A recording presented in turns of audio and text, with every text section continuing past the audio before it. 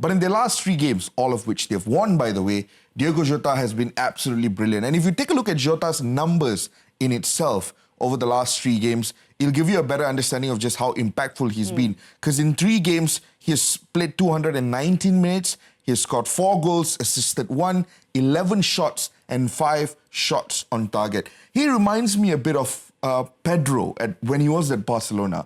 One of the more underrated cogs of that team. But when he's not in the team, you do feel the absence. And I think the same can be said about Diogo Jota as well. As we mentioned just now, 219 minutes, 4 goals scored in these 3 games. He's been absolutely phenomenal, and make no mistakes, he's played a fundamental part in helping Liverpool pick up 3 wins on the bounce, and it sets them up in a really tasty position to push for a European spot towards the end of the season. Yeah, I think one of the bigger questions for Jurgen Klopp to solve this season was who is going to be that front 3, because we know that the last few seasons they've been so reliant on Salah, Firmino and Sadio Mane. Firmino obviously coming to that age now, you know, where things will start slowly dropping off. They have lost Sadio Mane to Bayern Munich. This is having to solve that new front 3. And they've got so many star forwards that have been involved in terms of goal contributions.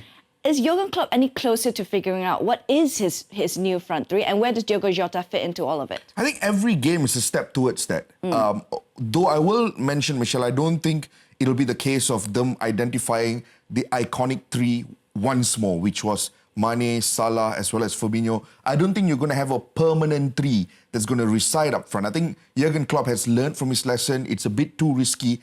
In all the financial or transfer decisions that they've made in recent times, Jota is probably the smartest one because they brought him at a time where Sadio Mane and everyone else was still at the club, gave him the space to embed himself, understand their style of play. And now that Liverpool are struggling to find a pairing up front, at least they can rely on Jota, who's got a bit more time and experience in this Liverpool team, as opposed to placing that burden on Darwin Núñez and Cody Gakpo. But they're a lot more balanced. And if you take a look at the goal involvement numbers of all these Liverpool strikers, it'll give you a better idea of just how impactful Diogo Jota has been. Because he has only played, or rather he has only been involved in 1,153 minutes, and yet he's already had 12 goal involvements. That's absolutely brilliant. So I think moving forward, especially with Darwin Núñez becoming more accustomed to what Jurgen Klopp expects of him, Cody Gakpo becomes more embedded into their style of play. I think these guys will start to find a bit more of a chemistry, but Diogo Jota will always have a role in that team. Yeah, I love the fact that Diogo Jota is a very different profile kind of forward as well. That's very different than the rest of the forwards that's in this Liverpool side. But at the moment, though, what is Liverpool's chances of making it into Champions League, or maybe Europa League is a little bit more realistic because there's a lot of teams competing right now, including Aston Villa. Let's not discount them. And if we look at their fixtures coming up in the final run-in till the end of the season, there are some tricky fixtures because not only are they facing Tottenham Hotspur this weekend, they've also got a Fulham side, albeit they are looking a little bit shaky at the moment. A Brentford side, a Leicester City side that are fighting for their lives. Aston Villa, I mentioned, they are in contention for European spots.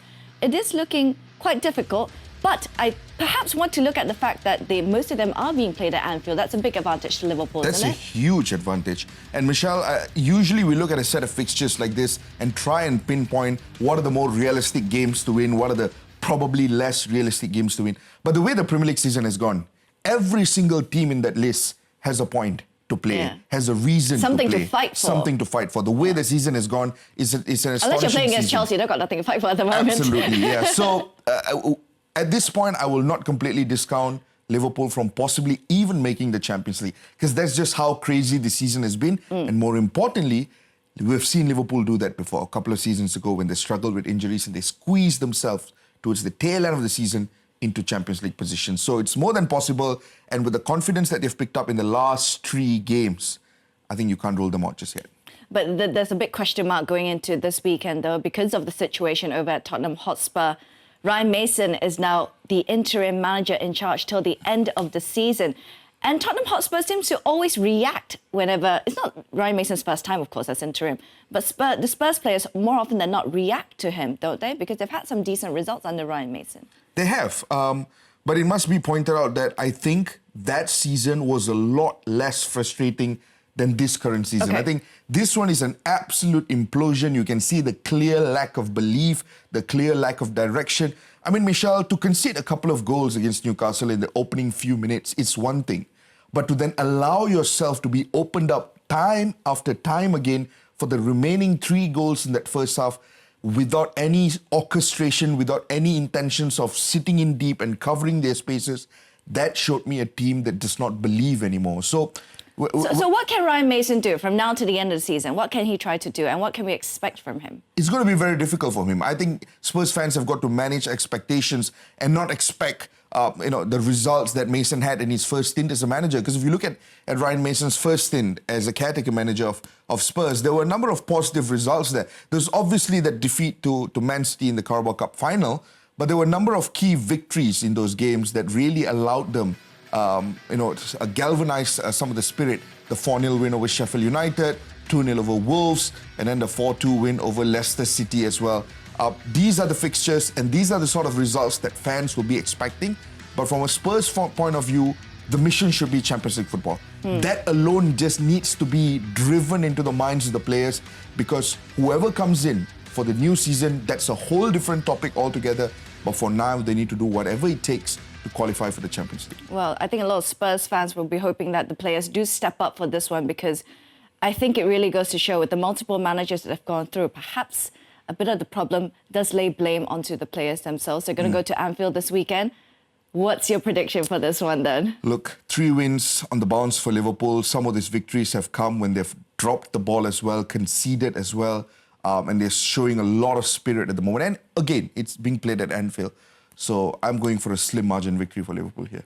Well, speaking of dropping the ball, it looks like the Gunners might have already dropped the ball. We're going to focus on them next. After this very quick break, it's going to be Arsenal against Chelsea and so much more after that. Stay with us here on the Big Kickoff.